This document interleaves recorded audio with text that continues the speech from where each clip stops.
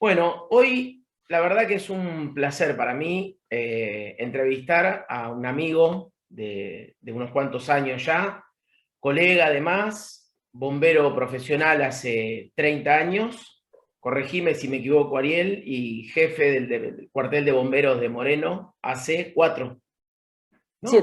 7. 7 años.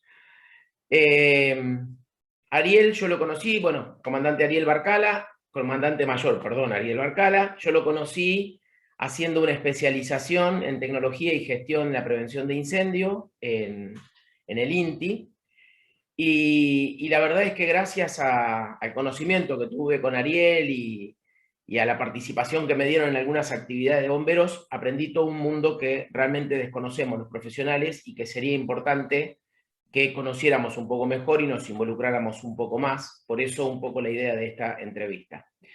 Ariel, lo primero que me gustaría preguntarte es, vos sos profesional de higiene y seguridad, ya eras bombero hacía mucho tiempo. ¿Cómo cambió tu perspectiva o qué te aportó la profesión, digamos, el haber hecho la carrera de licenciatura en higiene y seguridad en tu condición de bombero? ¿Qué cambios ves vos que te trajo? Bueno, la parte de incendio dentro de lo que es la carrera de higiene y seguridad son una o dos materias más y la verdad que no se ahonda mucho, ¿no es cierto? Digamos que no podemos decir que somos especialistas en incendio, sino que somos especialistas, semi-especialistas en todo lo que tiene que ver con la higiene y seguridad y después cada uno le pone su foco en lo que más le interesa. Hay algunos que se dedican a la ergonomía, hay algunos que se dedican a la higiene industrial. Bueno, en el caso mío, por mi background, decidí especializarme más en la parte de incendio. Pero independientemente de eso, creo que la actividad de higiene y seguridad nos brinda un pantallazo general de todo lo que puede ser la industria y no tanto la carrera, sino después la experiencia laboral, ¿no? De recorrer distintas industrias, de aprender sobre distintos procesos para poder volcarlo a nuestra actividad de higiene y seguridad.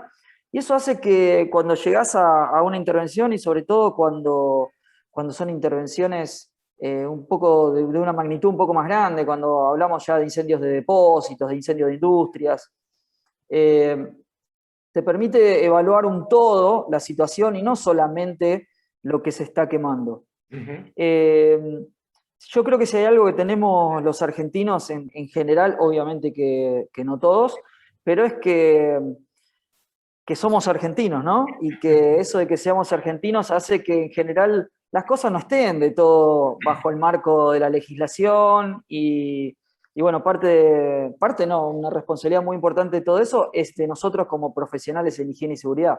Uh -huh. Entonces creo que eso, lo que nos pasa en general es que cuando llegamos a un determinado lugar donde tenemos una intervención, no contamos con toda la información, en muchos casos porque no la tienen y en muchos casos porque la ocultan.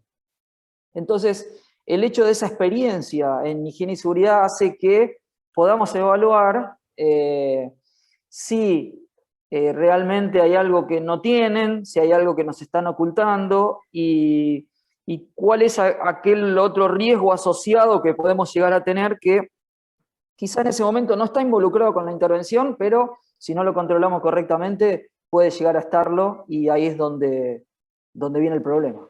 Sí, es decir, te has encontrado llegar a lugares donde se supone que es solo un incendio localizado de materiales X y de pronto hay otros materiales, por ejemplo, que nadie te avisa que están o que al contrario, que tratan de que no sepas que están y que pueden ser un Sí, riesgo. o, o ¿Te que acordás de realmente alguna no lo experiencia? saben, ¿Cómo? o Ah, que o que no lo realmente sabes. que no lo saben. ¿Te acordás de alguna experiencia puntual que te haya pasado algo así? Bueno, hay muchas, pero una que fue bastante importante por las diferentes tipos de riesgos que teníamos, hace unos 6 años aproximadamente tuvimos un incendio de una logística acá en la localidad de Moreno, una logística de cargas generales.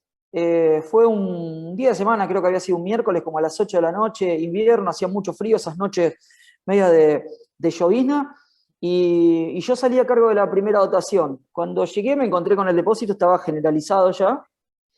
Pregunté qué es lo que había dentro del depósito. El depósito tendría unos 100, 120 metros de ancho por unos 30, 40 de fondo y unos 7 metros de altura, más o menos. Todo de estructura de mampostería, de bloques, hasta unos 2 metros, y de ahí Después chapa. chapa. Ujú.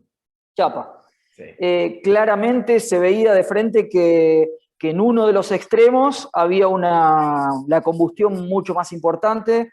Ya las chapas estaban color naranja, algunas ya habían colapsado. Rápidamente colapsable, claro. Rápidamente habían colapsado, sí, obviamente ahí empezamos a pedir dotaciones de apoyo. Arrancamos el miércoles a la noche y el extinguido lo pasamos el viernes al mediodía. Así que tuvimos un par de noches frescas para estar trabajando. Pero lo importante fue cuando pregunté qué es lo que había ahí adentro, me dijeron, pero pedí las hojas de seguridad puntualmente de lo que tenían adentro o el inventario de cosas, y lo tenían en otro galpón. Así que tuve que esperar a que los traigan. Pero claramente yo veía que había unos envases de tambores de 200 litros de chapa, que bueno, no sabía qué es qué es lo que contenían. Cuando me trajeron las hojas de seguridad, que ya había pasado entre 45 minutos y una hora, se imaginan que nosotros el incendio ya lo teníamos que atacar. Obviamente que en ese caso lo vas a atacar desde una distancia de seguridad y quizás el primer ataque no va a tener la optimización que se espera tener porque no lo estábamos haciendo en un 100%. Porque no sabés Pero lo que cuando hay llegaron, adentro. claro, cuando llegaron me trajeron un bibliorato así de este alto, lleno de hojas de seguridad, que algunas todavía estaban, otras quizás ya se las habían llevado, digamos, porque esos depósitos tienen una rotación, una alta rotación de mercadería. Ujú. Bueno, lo que teníamos en esos tambores eran disocianato de tolueno y otros productos más que se utilizaban para la fabricación de espuma de poliuretano. Claro. Que hasta el momento eso era lo más crítico. Después había unos envases como para pasta de diente o aerosoles, pero el aluminio nomás no era otra cosa. Y bueno, allá por las 5 y pico de la mañana hicimos un boquete en uno de los laterales para poder hacer un ataque indirecto también por otro frente. Y empecé a ver chispas que saltaban, chispas celestes. Y bueno, lo primero que pensé es que no habíamos hecho bien el corte del suministro eléctrico o que teníamos una entrada clandestina de electricidad. Pero no, revisamos todo, estaba bien cortado el transformador y de dónde salen esas chispas, de dónde salen esas chispas. Entonces, bueno, evidentemente tiene que haber algún combustible de clase D que estaba en ese lugar y que estaba reaccionando de esa forma, digamos. El combustible de clase D tiene la particularidad que, perdón, para los que no saben, el combustible de clase D son los metales combustibles, que tienen la particularidad que generan mucha energía, mucha temperatura, temperaturas por encima de los 800 grados, y eso lo que genera es la disociación de la molécula de agua. Entonces, por un lado nos queda el oxígeno, por otro lado el oxígeno favorece la combustión y el hidrógeno es un explosivo, Claro. ¿no es cierto? Básicamente. Bueno, cuando empezamos a averiguar un poquito más, resulta que ese metal combustible era ni más ni menos que fosfuro de aluminio. El fosfuro de aluminio es un producto que se utiliza como veneno en el almacenamiento de granos y demás, Sí, en la actividad para el control de agroindustrial. plagas de alta eficiencia, pero que hay que manejarlo con una prudencia Exactamente, tremenda. pero tiene la particularidad que reacciona con el agua. Claro, Y ya para esa altura de la madrugada nosotros habíamos descargado cisternas y cisternas de agua. claro. Así que no solamente teníamos el problema de que estábamos atacando el incendio, sino también de que teníamos una liberación de fosfina. Que es Así que sumamente tóxica, es letal. tóxico, Es letal. exactamente, es letal, es letal. Así que bueno, ahí se nos agregó otro grado de riesgo más que no lo esperábamos en la extinción del incendio. Y bueno, en definitiva terminamos controlándolo con un camión de arena que lo volcamos. Eran 7 cajitas de fosfina, así que de fosfuro aluminio, con lo cual generamos Un desastre Con nada. con 7 cajitas chiquititas de pastillas de fosfuro de aluminio. Claro. Lo terminamos tapando con 2 metros cúbicos de arena, pero independientemente de eso, la fofina ya se estaba generando y empezó a pasar la arena, con lo cual cada tanto teníamos que andar removiendo la arena y volviendo a taparla. Ujú. Así que bueno, lo último que terminamos, digamos, la emergencia se terminó controlando una vez que pudimos controlar las emanaciones Claro. de la fofina.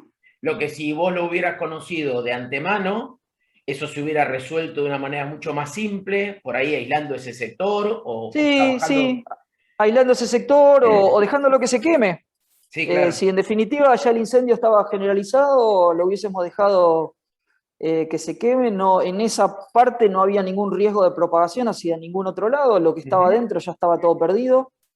Quizás nos hubiese llevado un poquito más de tiempo pasar el extinguido, pero lo hubiésemos hecho bajo otros parámetros de riesgo, digamos, y Sin otra duda. exposición del personal. Y esto me trae otra pregunta que se me ocurre hacerte, que es, digamos, cuando vos llegas, como en este caso, a un siniestro, y en particular, en casos, no casas particulares, o viviendas o cosas por el estilo, sino depósitos, industrias, ¿qué es lo que tendrías que encontrar para que vos puedas hacer correctamente tu trabajo? Y cuando digo correctamente, no solo me refiero a la extinción, sino me refiero también a la seguridad de ustedes, del resto de las personas, de la población general. ¿Qué tendría que haber, qué tendría que tener el profesional previsto para que ustedes puedan llegar y hacer su trabajo correctamente? Bueno, hace muchos años se utilizaba el legajo técnico, que era básicamente una historia de todo lo que hay en la empresa, ¿no? De los procesos, de los almacenamientos de materia prima, los almacenamientos de producto terminado, eh, aquellos materiales auxiliares que se utilizan en el proceso que quizás son pequeños, son muy pocas cantidades, pero están presentes y hay algunos que justamente como se usan en poquita cantidad es porque tienen un efecto muy importante Ujú. y son bastante riesgosos, ¿no? Sí, Creo que eso sería fundamental, independientemente de que ya no se exige más, pero creo que es una muy buena práctica de tener en la vigilancia o tener a mano como para que cuando llegan los bomberos te puedan dar esa información y decir, mira, este es el plano de la planta, acá es donde se está produciendo la emergencia, el almacenamiento de la materia prima lo tenés acá, dentro de la materia prima tenés materia prima con este riesgo, con este riesgo, con este riesgo. Entonces, en el comando de incidente, como le llamamos nosotros al puesto de donde se toman todas las decisiones en una intervención, contar con toda esa información es sumamente valorable. y acompañado de las hojas de seguridad probablemente, que sería otra información que te sería Claro, valiosa. las hojas de seguridad serían un anexo El de legajo ese técnico. famoso legajo técnico, ¿no es cierto? Sí, Sí, sí, sí. sí, perfecto. Bueno, si te parece, dejamos para hacerte una nueva pregunta en el próximo video.